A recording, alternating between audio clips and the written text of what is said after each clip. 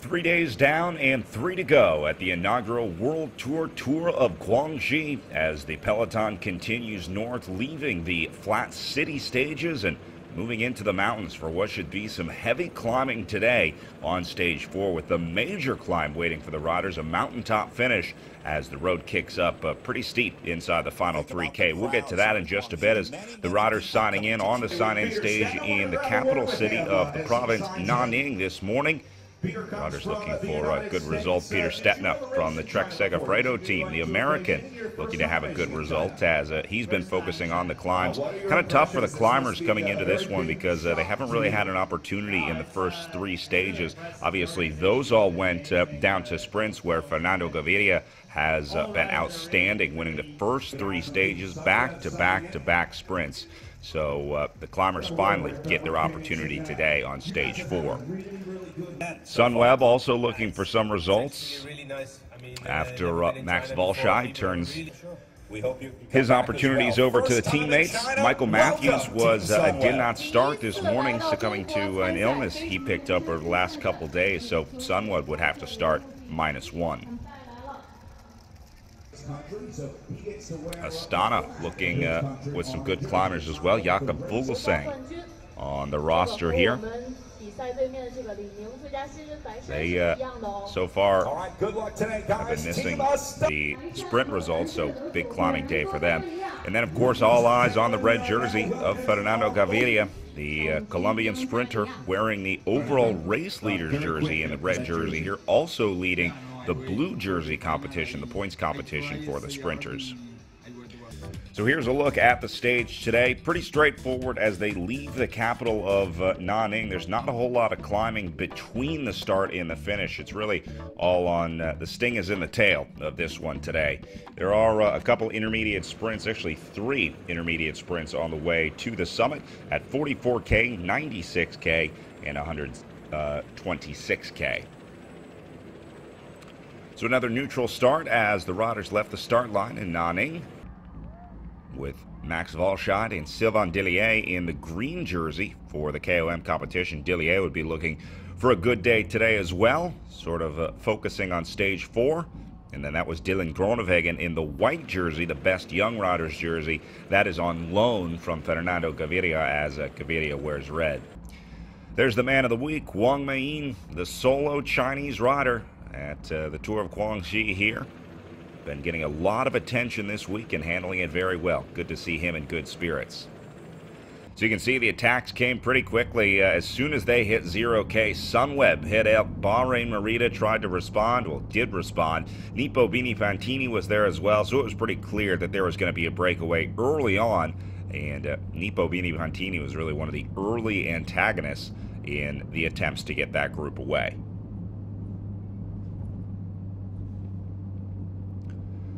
Sort of a steep kick up for the first King of the Mountain, coming just inside of 20 kilometers into the stage, 19.9K in, where the first points were awarded. So that is Wang Meiyin, the Chinese rider on the Bahrain Merida team, first to jump out of the group. And it looked like he might have a shot to stay away. Got a little bit of time over the front of the group, but eventually it would reel him back in just a few kilometers later, and the group would have to reshuffle, looking to sort out that breakaway. But the question is, would anyone get away before the first and only KOM? Well, there's 2 KOMs on the day, one coming just a few kilometers before the finish, but a lot of eyes on that first KOM, 19.9K into the stage. So then a few more riders joining in on the action off the front. You saw the green jersey of Caja Rural, Lotto en el Yumbo, contributing as well, while some riders just sitting at the back biding their time. That's Victor Campenaerts in the yellow jersey for Team Lotto en el Yumbo. Now he would end up in the move of the day. This one sort of reshuffled as there's Berlato wearing number 171 for the Nippo Bini Fantini team. And then the Caja Rural rider, Fabrizio Ferrari.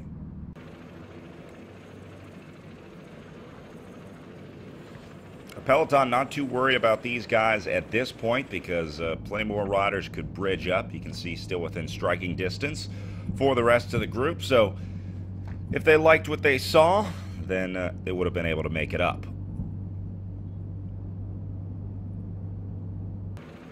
This is that crucial decision time in the peloton. Do you go with the group or do you let them go? Then it became 5 as Lotto Soudal sent one up. You can see Gaviria was riding at the front of the peloton, kind of keeping an eye on those breakaways just in case anything went, but eventually that move came back together with just too many riders trying to come up to join that group. It was really interesting to see Gaviria in his defense of the yellow jersey. He really had the belief that he might be able to hold on to the overall lead today. The climb was tough but short at the finish, only about 3 kilometers from the summit when the road turned uphill. So if everything went his way, Gaviria actually had a shot at holding on to the overall race lead. Then there was this group of 4 going away. Antonio Molina in the green jersey for the Caja Rural team. Leonard Hofstede is the Sunweb rider in black and white. Victor Campagnards from the Lotto NL Jumbo team getting back into the breakaway after being part of that first move. And then Pavel Kochetkov of the Katusha Alpecin squad there in the red jersey with red shorts tacked onto the back. These guys got to work really quickly, and it seemed like the peloton was happy with that move and willing to let them go. So this became the breakaway of the day as these guys did the hard work early on. There's Campagnards taking his pole, and they got up over a minute pretty quickly, which allowed the cars to go into the gap. Molina picked up the first KOM, 20K into the stage as the big teams went to the front. You see BMC, Quick-Step, Astana, all the major players wanting to make sure that they keep this breakaway in check. We really haven't seen many breakaways get much time this week. The biggest break that we've seen has been about 4 minutes up the road. So the big teams have really been keeping an eye on anyone that tries to get away off the front. Through the feed zone, riders grabbing some food and drink as they hit just about 78K into the 151-kilometer stage. Kochetkov through the first sprint, picked up maximum points there with Hofstede in second across the line. And meanwhile, Gaviria sat back in the group, realizing that he had missed the move, but still staying pretty aggressive. Really not giving up his chances of the red jersey. He had quite the defense for the overall GC lead today. Very impressive ride from the young Colombian, showing a lot of heart today. Back with these guys, there was a little confusion as they came up to the line. You can see the Lotto NL Jumbo rider Campagnards jumping early from the back, and no one able to respond to that one. Molina tried to go. He was the next rider to try to jump on the wheel of Campagnards, but it proved to be just a little too much as Victor Campagnards would hold on to pick up more points in the intermediate sprint, the second one of the day.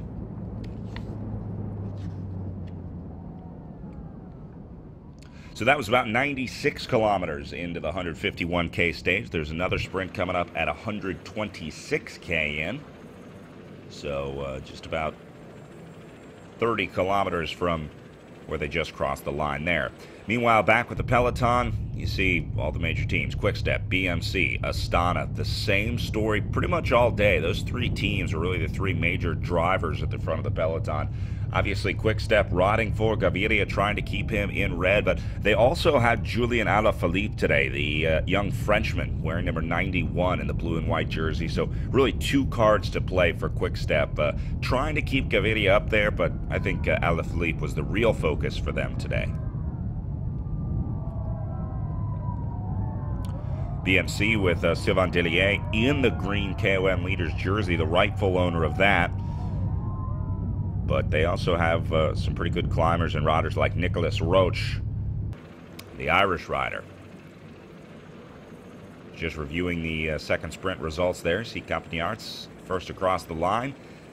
After they went to the sprint, right back to work. Right back to taking poles with the mountains looming in the distance.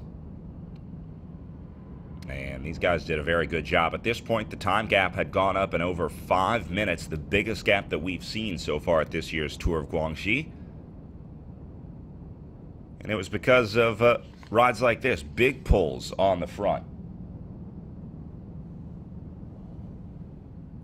Antonio Molina out of the saddle as the guys back in the peloton continue to chase. A little surprising to see that they gave them this much time. It actually ballooned up to 7 minutes at one point for the breakaway, and then the panic bells really started ringing in the peloton. They still had about 50K before they got to the bottom of the climb, so they knew that they would have plenty of time to bring those four back, but there was definitely a sense of, well, we better step on the gas here if we want a chance at the stage win. Otherwise, we might be looking at one of these four on the top step of the podium.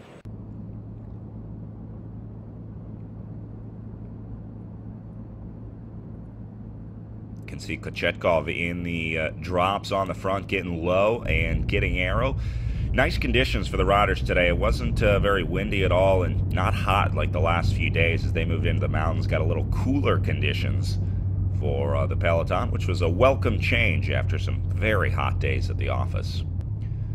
There's Sylvain Dellier, surrounded by his BMC teammates in the green British Airways King of the Mountains jersey. Not much he can do now, as the breakaway would be sweeping up the early KOM points. But he would maybe be looking to pick up some points on the last KOM, which comes, again, less than 2K from the summit. It's kind of an interesting setup on the final climb.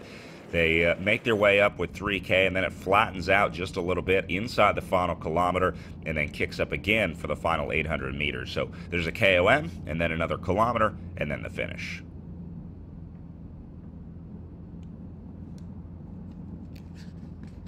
Guys showing the efforts on their faces. A long day in the saddle for the breakaway,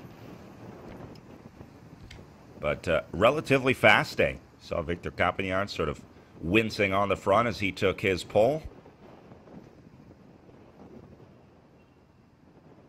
And meanwhile, Nian Wang, Chinese rider, going back to the team car, doing the hard work for the Bahrain Merida squad. He's been doing a ton of contributing for the team, whether it's chasing down breakaways, riding on the front, or going back to get bottles and bringing those back up to his Bahrain Merida teammates.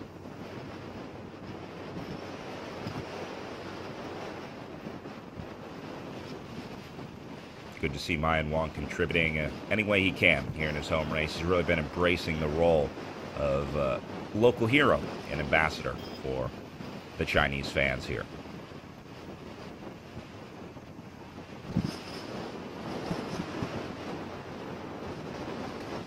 Boy, really loading up on bottles here. Talk about doing hard work.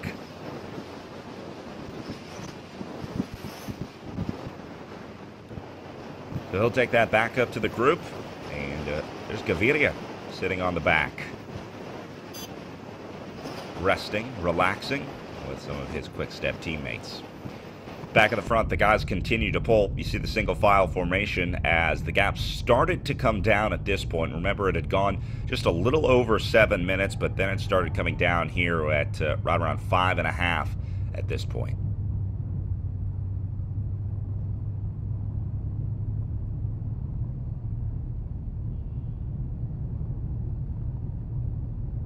Beautiful scenery with the mountains here just outside of Nanning, heading north out of the city towards the eventual final city of Guilin, where the riders will wrap up stages 5 and 6 for the final 2 days of Tour of Guangxi.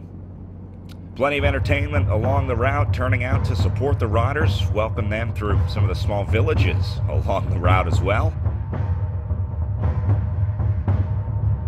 Really cool exchanges of culture during this week here at the Tour of Guangxi.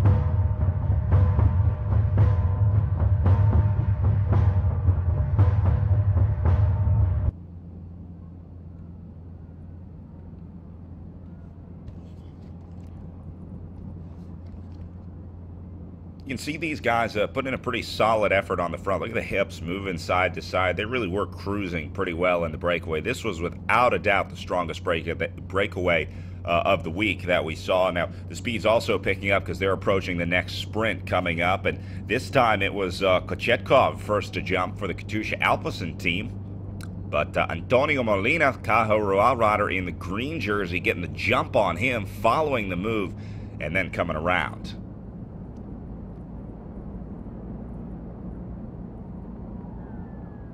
So Molina picks up the points, and then they go right back to work, get back in formation. Kochetkov second there, and then Victor Campagnarts for the Lotto NL Jumbo team. Third across the line, but didn't really contest that sprint. Then we saw Sky come to the front a little later in the race as things started to get a little sketchy in the breakaway, worrying about how much time these guys were given off the front of the field. Sky had a few very strong riders, Wout Poels and Mikel Landa,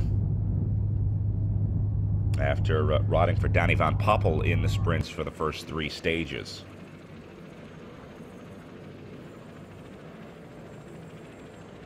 The UAE Team Emirates also trying to move some of their riders up.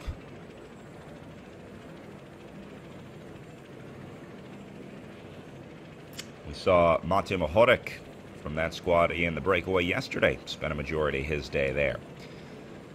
So eventually, one by one, the guys started dropping out of the breakaway until eventually Victor Campagnarts was the last rider remaining for the Lotto NL Jumbo team. They just sort of slowly but surely pulled that breakaway back until once they had the break in sight, the guys started to pull the plug one by one. So Kochetkov went back, Hofstede went back, Molina went back, and Campagnarts, the last remaining rider to be swallowed up with about 10K. Then came this crash very close to the bottom of the climb, just about 5K from starting the climb, and it was just a touch of wheels. Really no reason for this crash to happen, but you can see it took out a big portion of this field. Some riders spent a significant amount of time on the ground,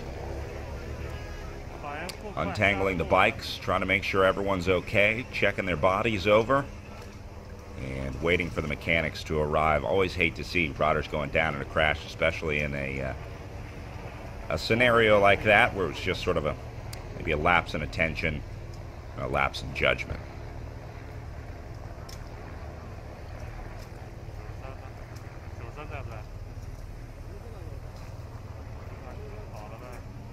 Some riders took a long time to get up, including Kazushika Kuboki, the Japanese rider for the Nippo Vini Fantini team, who actually ended up off the road, ended up in a ditch with his team staff having to help him out of the ditch. He did get back on the bike to continue and would end up finishing the day as the Lantern Rouge, the last rider. Nippo Vini Fantini let one rider drop back with him, as Kohei Uchima stayed back to help pace him back up. They did make the time cut, and if he wants to continue for stage 5, he will be able to. Really impressive to fight back a strong ride from Kuboki. But the rest of the peloton pressed on as they could see the bottom of the climb. And once they hit 3K, it was all uphill from there as the fireworks really started on the climbing day here at Tour of Guangxi. So here's the first selection. It was about 40 riders, relatively big group. Nicholas Roach jumping out of the group as well for BMC, sort of starting the action out of the group as the selection slowly but surely happened. A lot of riders this morning said they were expecting maybe 25, 30 riders, but they certainly underestimated the difficulty of this climb on the way up.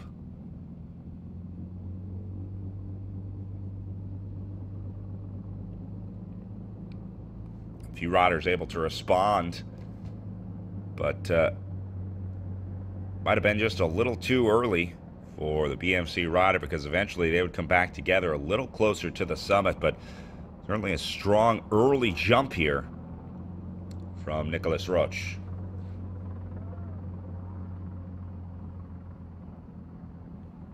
You see riders all over the road behind him,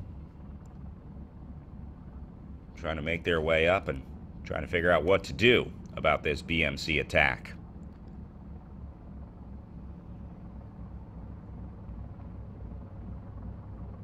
The Lotto Soudal rider coming up is Tim Wellens, the Belgian, wearing number 66. And you see Trek Segafredo there as well. Ben Herman, sorry, from BMC in the conversation.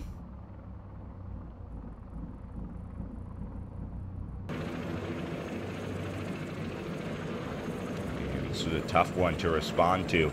The first kilometer and a half of the climb was pretty much straight up switchbacks, like a classic European switchback.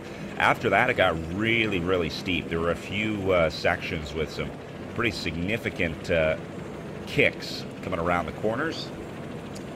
And that was the KOM, so that's just a little over 1K to the summit here, and you can see the ultimate selection being made right there as Nicolas Roche continues to power away. Wellens was second across.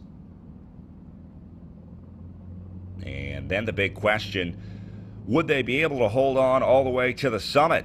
Could Nicolas Roche make it to the top, or would Wellens or Bauke Mollema maybe be able to make their way up and get the catch?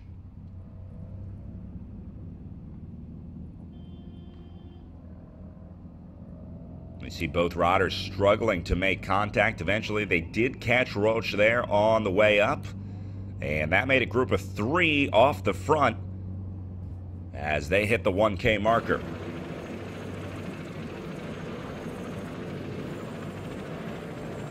Then came this big attack from Bauke Mollema, jumping out of that group of 3 and putting the other 2 on notice.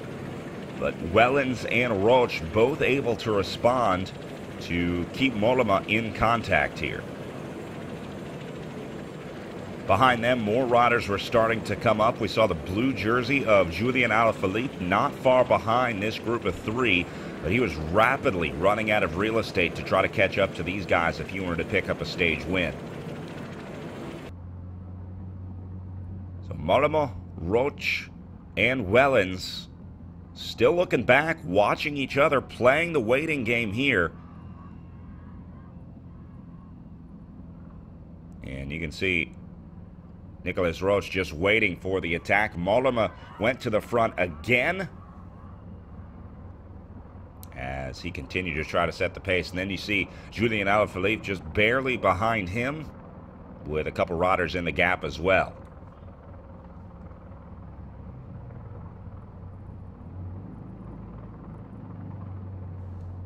Wout Poels up there in that group, along with Roche's teammates, Ben Hermans, trying to come up in the red jersey. So that's really the ultimate selection of about 10 riders. Mathieu Mohoric was there. Rein Terame was the Katusha Alpecin rider trying to go up.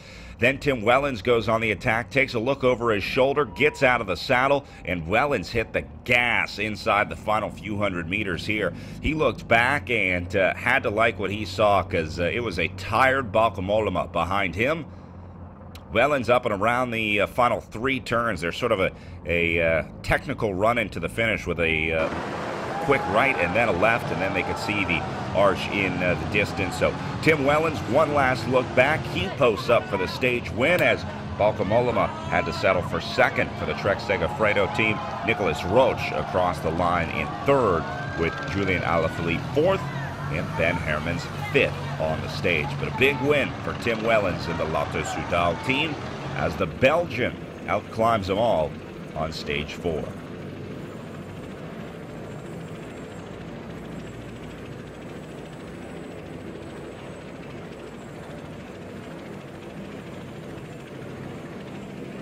Got to feel good for that one for a lot of these riders. They've just been sitting back for the last 3 days waiting for this one climb, because this really is the decisive GC climb of the day. There's more climbing on stage 5 tomorrow, but certainly nothing as animating as the climb that they saw to finish today. It's a longer stage tomorrow as well, 212K, but not a mountaintop finish. So Tim Wellens' explosive climbing ability puts him not only for the stage win, but also for the red jersey as he moves in to the overall lead.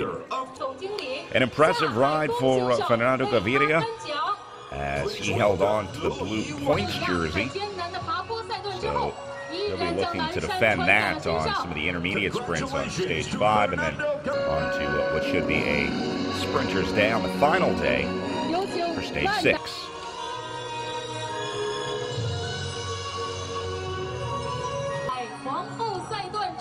Nicholas Roach moved into green for the BMC team after taking those KOMs and then obviously holding on for the stage win.